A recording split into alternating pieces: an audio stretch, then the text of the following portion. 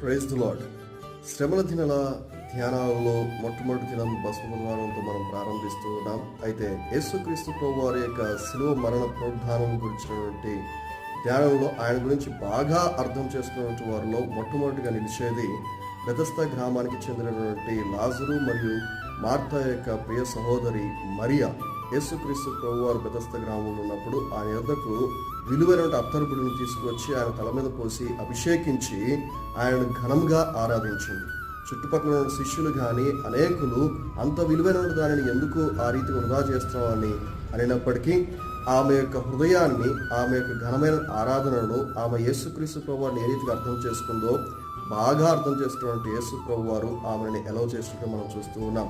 ఈ దినమున మరి మన యొక్క ఆరాధన ఏ రీతిగా ఉన్నది, మరి ఆ మరియ యొక్క ఆరాధన రీతిగా ఘనమైనదిగా ఉన్నదా, లేకపోతే శిష్యుల యొక్క ఆరాధన రీతిగా ఉన్నదా? ఒకసారి